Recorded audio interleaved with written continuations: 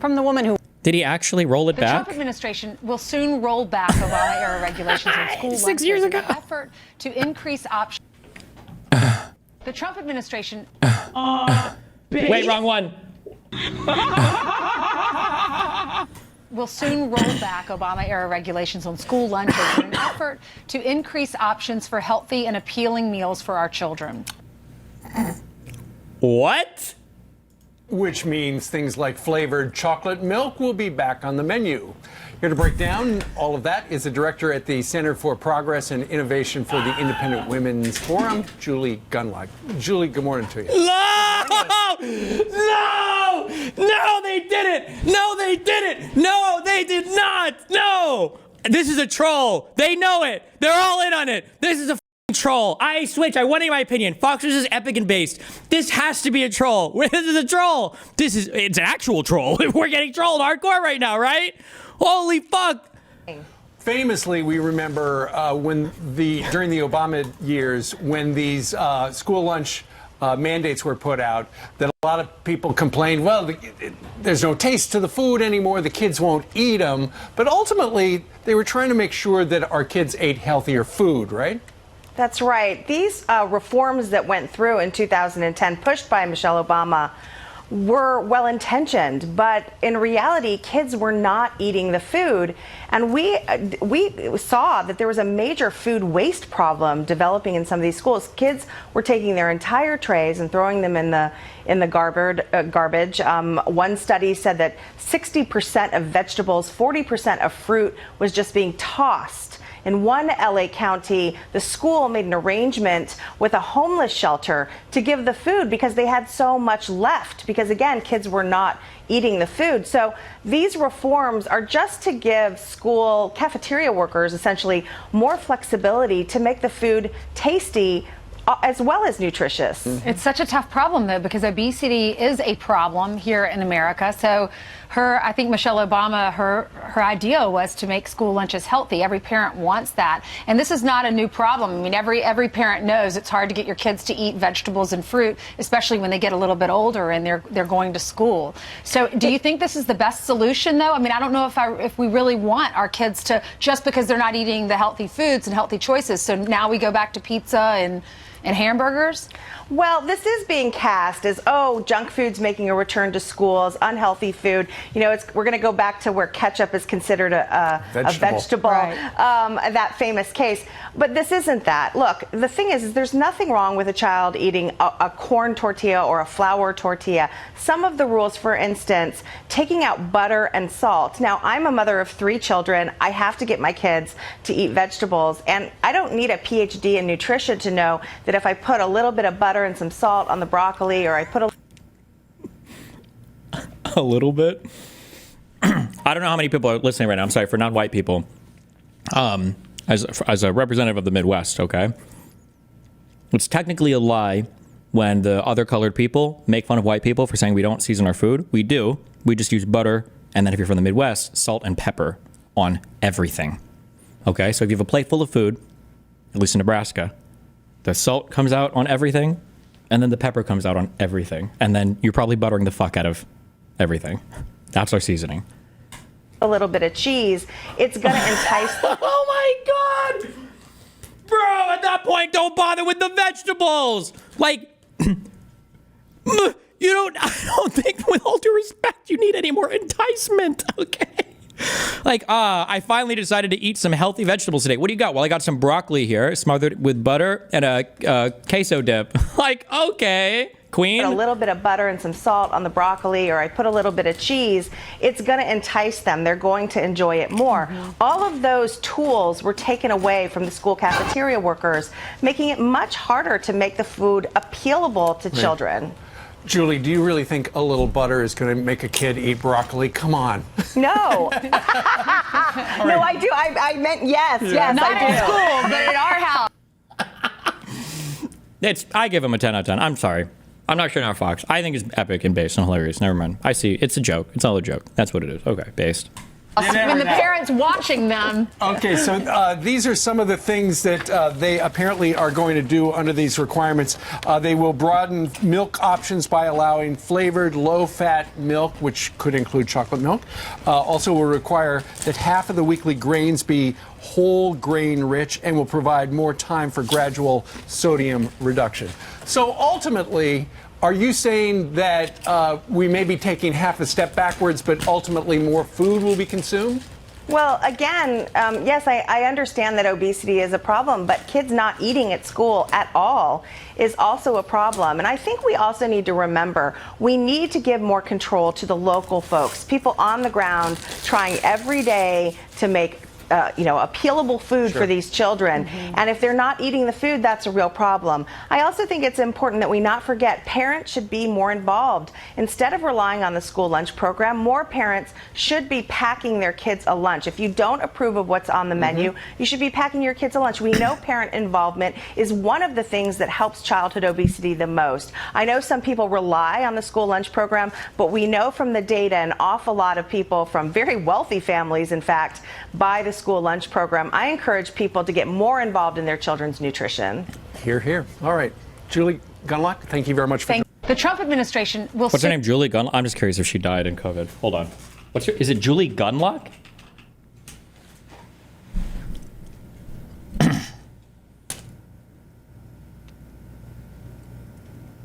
Is the director of IWS Culture of Alarmism Project.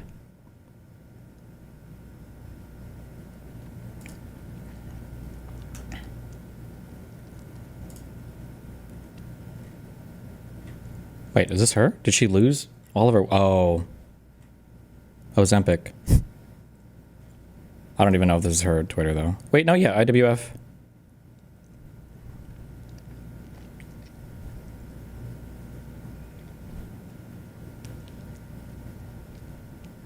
Not that there's anything wrong with Ozempic, by the way. I just think that if you're anti-pharma, you should be disallowed from taking it. But she might not be. I don't know why I'm trying to cut this person so much slack. We've got tweets attacking AOC.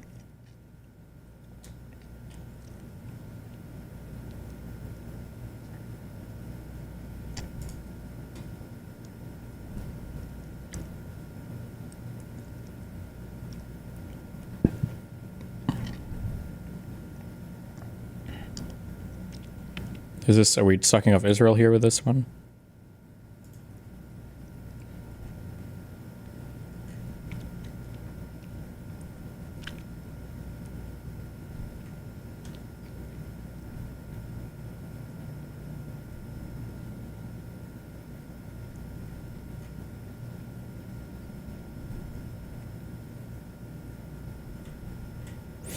Okay, I don't know why we even got on this.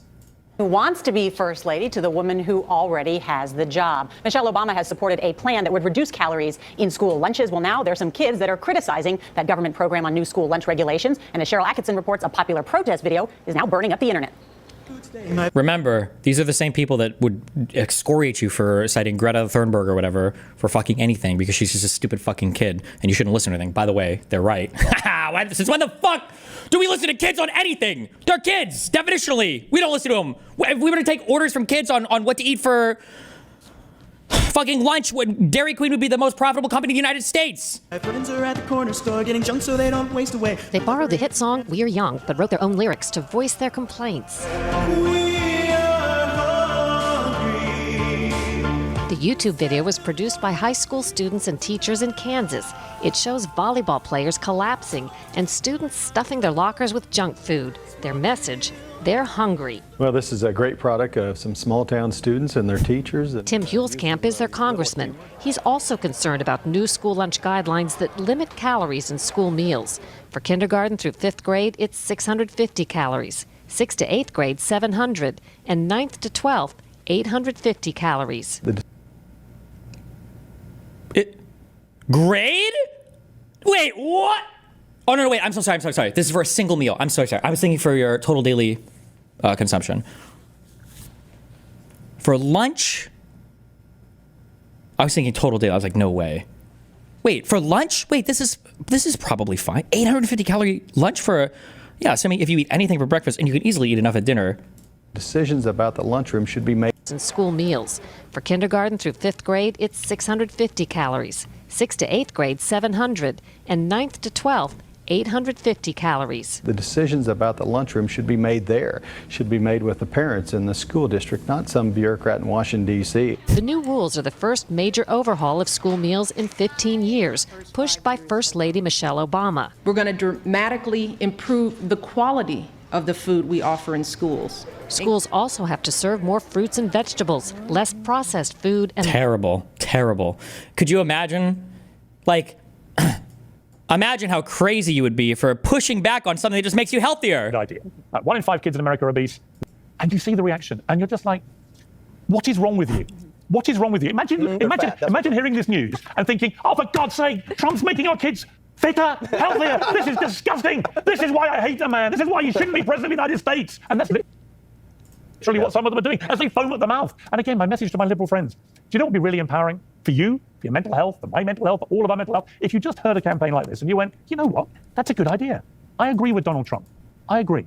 Why don't we all just come together and agree, let's make our kids fitter? Another interesting point on this, RFK mentioned about bringing competition back to schools. I loved hearing that. Oh, well, that's not allowed. Because, we've got to a that stage. means you're better than others. Yeah, and we've got to a stage again with the Are there no more spelling bees? Are there no more school sports? Did those all get eliminated? Did those all get deleted? woke left, and I have nothing in common with these people. I used to identify as a liberal. I can't now because they've been hijacked by these lunatics. Does that mean we're going gun shopping? I think we may well be, Joe. We may well be. I'll bring my brother was a British Army colonel. He's a very good shot, so I'll bring him. We'll go out together. We'll get in there soon. But the thing about winning is that the wokeism mindset is that winning is actually wrong. Losing is to be celebrated because then you can be a victim. You can wallow in not winning, and winners should be frowned upon. Meanwhile, the most famous NCAA, I almost said NAACP, the most famous NCAA fucking athlete in the entire United States of America in the past 2 decades is some fucking 5th place finished one-time swimmer that the entire right is obsessed with because they can use her as a launch platform to attack Leah Thomas. Like, Jesus fucking Christ. When did we get to that? When did America or the United Kingdom get to a place where you think winning is losing and losing is winning? So I applaud this, and I think that Trump is absolutely spot on. And to the woke left, wake up, smell the cappuccino. You know what? You're right. It's a good idea, and you'll stop. I bet Piers Morgan did attack the. No, maybe not. Maybe not. Let's see. Did he? Piers Morgan, Michelle Obama, school lunch program.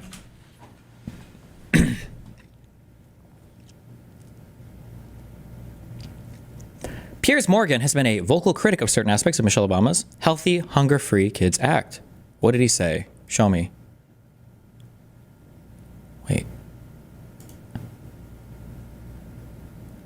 Is it this?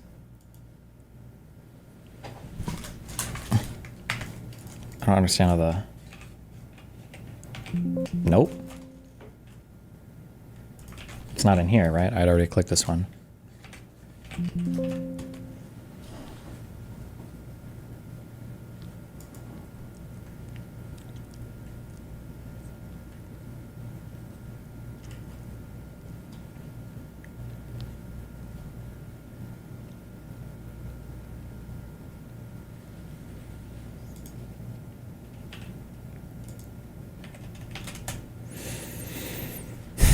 This would have been before the MAGA brain rot.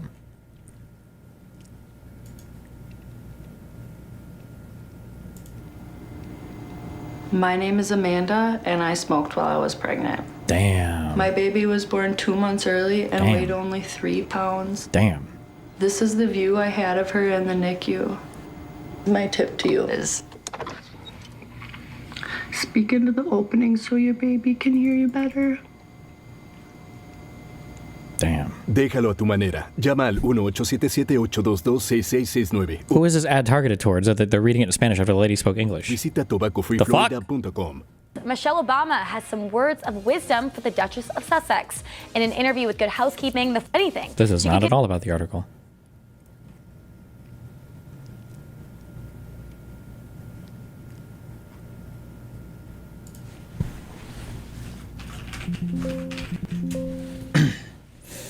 Okay.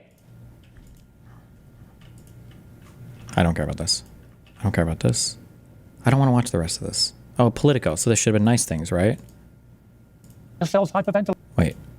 Less fat. I don't think this can be a one-size-fits-all. Dietitian Lisa Glody says there are a lot of good things about the guidelines, but the calorie caps may leave some students on empty, especially athletes. And they may be going to their after-school sports activities hungry, and that's a big problem. Protests aren't just coming from Kansas. In Wisconsin, students boycotted their school lunches, and Pennsylvania students used Twitter to encourage friends to brown bag it. The government argues there's no limit on second helpings of healthy fruits and vegetables, and hungry students can often buy another meal or a la carte items. But the Kansas kids say they're fed up with the smaller servings. Let them starve. Just so you know, by the way, parents, okay, because I know that a lot of you fucking retards when you have kids, you like forget everything about being a kid. When the kids at school are complaining that the lunches are too low in calories, what they're actually saying is there's not enough of the thing that they like, okay? For 95% of these kids, when they say these calorie counts are way too low, they have 1 out of 4 of the things on the tray that they've eaten, and they haven't touched the rest of it, okay? Just in case you're wondering, okay? 95% of the time, that's what's going on here. You home tonight. For CBS This Morning, Cheryl Atkinson, Washington. The most important kid in every... I don't know why. Something happens when kids have... when parents have kids, they, like their brain gets deleted about everything for being a child. The most important kid in your cafeteria, there was always that one freak kid who liked the vegetables and fruits and shit, and he was your best friend. You always had to look ahead for lunch, like, oh shit, today's pizza day. I gotta sit next to the fucking freak kid, because that guy would always trade you like his dessert for like your fucking mixed vegetables or whatever. Like, oh yeah, I don't like this chocolate pudding. It was like, oh dude, do you want to trade your thing? And then he would, yeah, this is like the most valuable ally that you could make in the cafeteria, because he would always let you offload the dog shit food in exchange for the bomb diggity bomb food every time. It'll be healthy for you as well. So, Greg, as our resident health expert, yes, what is your opinion about this whole thing? It's a war on jolly kids. When I grew up, the pudgy kids were the fun ones. They had the best food in the fridge. They had the best jokes, and you could stay up all night at their house. Here's the thing: I think that all of you guys have touched on this kind of overarching issue. Good things are hard to do, so don't do them. That's exactly right. It is what, you can look at like physical fitness, beauty, hard work, self-care, following the law, waiting in line, patriotism, citizenship, self-defense, having a family. All of these things have been denigrated in kind of this modern progressive era, and they are aspirational, but more important, they're also hard. Like, and the woke has told you, and it's so convenient. How convenient is it that the things that they hate also happen to be really hard? Yeah. So it's like, not only do you not have to do those things, by not doing them, you're actually doing good. So you tell the body positivity movement that the morbidly obese person, it's actually a good thing. This is actually your identity to be 400 pounds. It's actually really good. Discipline is actually oppressive. So the bottom line is everything good in life requires hard work, especially up front for the long-term benefit. That's whether it's exercise or music lessons or whatever. So underneath this criticism is a fear of effort. And you see it when you look at their mugshots, Antifa. These are unruly. Their mugshots? Like Trump's mugshot? These slobs. And it's actually kind of sad, because there's somebody missing in their life that needs to grab them and go, dude, you're just wasting your life. You're wasting your life. You could be this, you could be that, you could be this, but you put your identity before meaning. And that is what's destroyed, I think, a lot of these ugly, fat people. Unruly slobs. All right. Yeah. Coming up, voters tell Democrats that they are a-holes. Click here to subscribe to the Fox News. I feel like I'm watching The Onion. Tell me this doesn't feel like The Onion. Unruly slobs. All right. Yeah. Coming up, voters tell Democrats that they are a-holes. Click here to bump, bump, bump, bump, bump, bump, whatever The Onion thing is. Oh, Kyle, what's up? Fox and Friends had this embarrassing exchange about Obamacare. Of course, you have Steve Doocy, Brian Kilmeade, and now Elizabeth Hasselbeck. All of them together have a total number of brain cells. I believe it's 11 total brain cells between all of them. Doocy said, quote, "Remember during the original argument about whether or not we should go ahead and pass the Affordable Care Act, also now known as Obamacare, very famously Karl Rove said on this program, he said, 85% of the country has health care and likes it. So why blow up the entire system for 15%? Well, there's a new poll out this morning that says that. Take a guess how many people in this country, what percentage have insurance now for the very first time because of the Affordable Care Act? How many? What percent? Kyle doesn't attack the ACA now, right? I don't think he does, right? He's not one of those. He's not like one of the deranged fucking, they don't have the public option, so it's all bullshit people, right? I don't think he is. Elizabeth Hasselbeck says, I guess 20%? Let's go 20%. Doocy responds, 1%. Hasselbeck says, oh, great. Doocy says, 1% of the country now has insurance because of the Affordable Care Act. That's it. We were told we're helping out 15%, but so far, just 1%. Now, this is what was it? Was it 13 million more people were insured as a result of the ACA? Conversation where people who watch Fox News, who get their news so-called from Fox News, they hear that and they go, oh, that's it, checkmate, game, set, match, it's over, Obamacare's a failure, Obama's a failure, this was a horrible experiment, we need to defund, repeal, get rid of it, let's do it. There's only one tiny problem here. What? Obamacare hasn't been implemented yet. Oh yeah, that shit. The enrollment in exchanges starts October 1st. The coverage itself kicks in on January 1st. Only certain provisions, certainly not the bulk of the bill, have gone into place. And they're criticizing the law as if it's been law and it's been established since 2009. What did this just happen with? Oh, when Donald Trump said that the feds that he had deployed to the military or whatever that he deployed to California had cleaned up all the violence and they hadn't even fucking made it there yet. They hadn't even been out yet.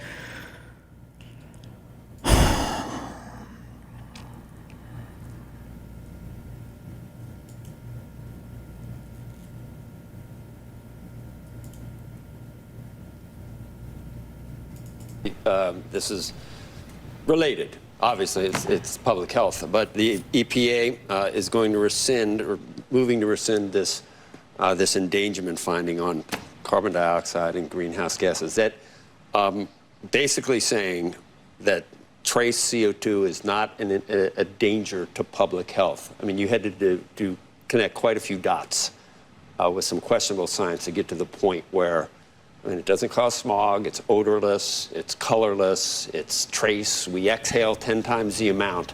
They're going to do this. Is that a danger to public health if the EPA and leaves out? I mean, shit comes out of our bodies. That doesn't mean we're supposed to fucking eat it. I don't understand what the point of that statement was. Are able to do this, in your view? You know, to be honest, I don't know enough about that issue. You're in charge of our public health. Can you look into it for us? That's really an EPA issue. But look, there's a lot of things where we may just need better research. We have never talked about environmental exposures that may, say, cause cancer. We only talk about the chemo to treat it. I'm not saying it's CO2. No, there are horrible. We have never talked about environmental exposures that may, say, cause cancer. We only talk about the chemo to treat it. I'm not. Have you ever been to California once in your life? There's a fucking, this thing causes cancer sign on literally every fucking object that exists in that goddamn state. What do you mean we don't, what, this, I don't even know what that's, I don't even know what that statement, this is our FDA guy? We've never done any research into what causes cancer? But look, there's a lot of things where we may just need better research. We have never talked about environmental exposures that may, say, cause cancer. We only talk about the chemo to treat it. I'm not saying it's CO2. No, there are horrible pollutants in the air, believe me. I'm not saying that there aren't. I'm just saying that not all pollutants are created equal. Yeah, because we exhale it. It's absurd. Why does he keep saying, because we exhale it? Why does he keep saying that? Not only is it on its face stupid, it's more on its face stupid than you even realize. Because it's not like, well, we exhale it, but if we inhale it again, like then it could be, we exhale it because it's bad for us. That's why we exhale it. We get rid of it because we can't use it. It's bad for us. That's why we exhale it. What is this fucking argument? This is not even a real argument. Why would you even, like, what? Dr. McCary, I want to thank you very much. Doctor! No! Of what? Of doctor of what? Doctor of what? No! What? No! Who is our FDA commissioner? No! No! Doctor, it's not MD. It's PhD in fucking Russian history. No! What? What?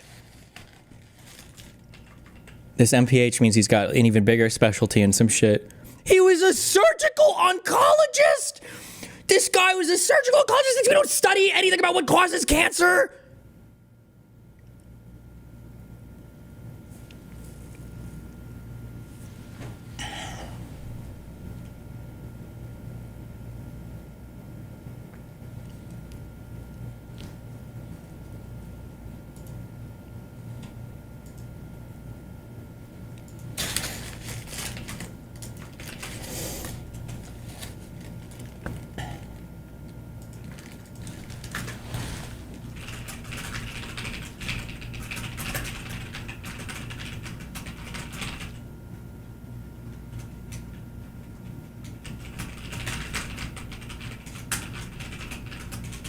I don't even know what I'm tweeting. I don't even know what I can say to this. This is like the equivalent of like talking about COVID stuff. And they're like, do you think like when you're at the house, do you think that do you ever hear mom and dad say something where they go to give you a drink and you're like, oh, mom and dad, I can't drink that. And they're like, oh, no, it's okay. We're family. So we have all the same germs. Do you ever hear, has anybody's mom and dad ever said that shit before? Because they don't want to get you like your own drink or whatever. I feel like he's like the equivalent of that. What is he? Better research. We don't. We have never talked about environmental exposures that may, say, cause cancer.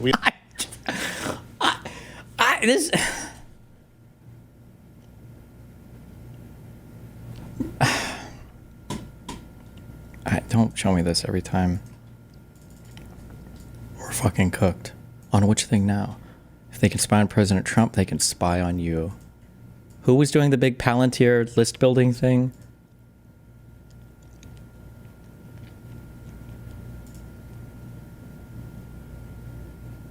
What you would describe as reasonable studies with reasonable, or that you would accept vaccine damage reports.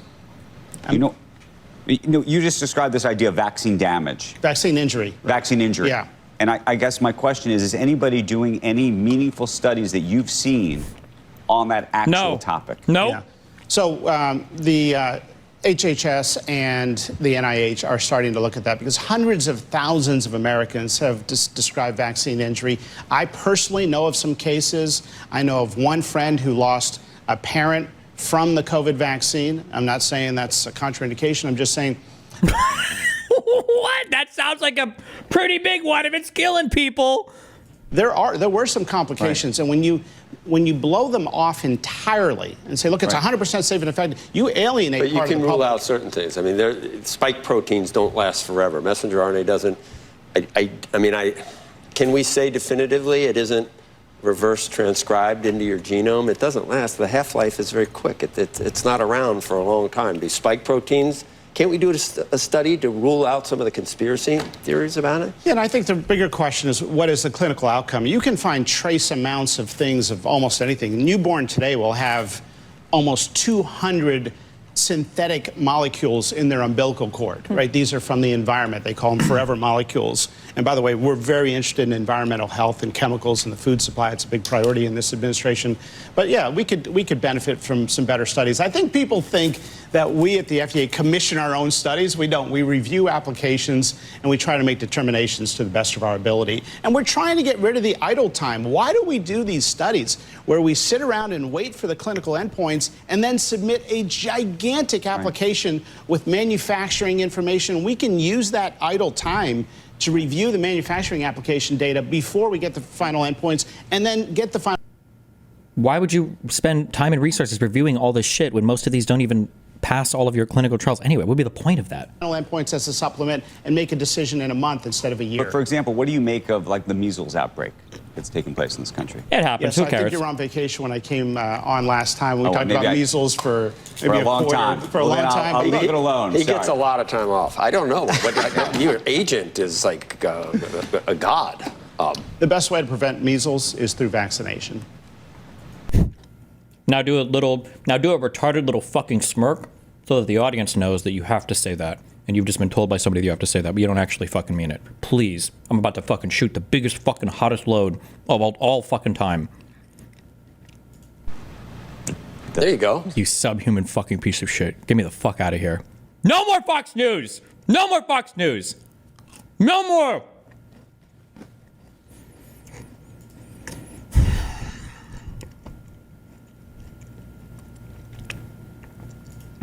Okay, we're done with news for today, actually.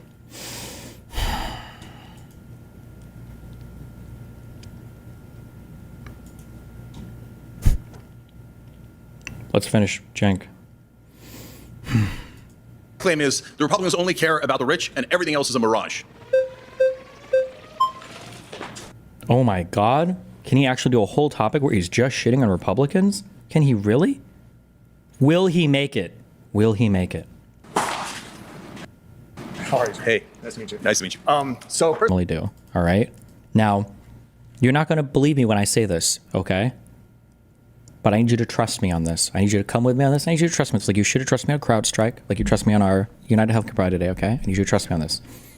Fox News is easily above and beyond the most sane and fact-based right-wing media outlet in America today, okay? And I am not saying that to praise Fox News, okay? So look at what we just watched today. When I say, there's a thing that I say over and over again, and I think it's lost on a lot of you because you don't have parents that are brainwashed by this shit. I don't mean that condescendingly. I mean, like, when I say this, I really do mean this. When I argue with people, and you guys are hearing me say things, and you're like, oh, like, isn't this obvious? Or why can't the guy engage with the argument? Imagine watching this kind of stuff every single day and worse. Because remember, Fox News is like, remember, they were scared over the election coverage shit in 2020 that they were going to lose their whole audience to OANN and Newsmax. So they've moved a little bit more to the right to compensate, but they're not anywhere near as bad as, and we're talking like tier 1 bad is like the Daily Wire and Charlie Kirk. Tier 2 bad is like alternative media. That's not even getting into tier 3 and tier 4 bad, which is like the crazy weird Rumble streams, the Facebook memes, the random Instagram reels, the AI sludge shit, right? There's so much worse. And imagine watching stuff like this every single day, okay? For years. And then somebody comes up and says anything about like Biden that's even remotely positive, right? Like these people's brains are fucking cooked. They have like the Darth Vader mask on. Like if they take it off, they will die. Like that's how unbelievably brain fucked these people are. Personally, I don't like absolutes, so I try to stay away from them. When you say the Republicans, are you talking about the party establishment? Are you talking about the politicians? Are you talking about the citizens? Okay, I'm so glad you asked that. I always mean the politicians.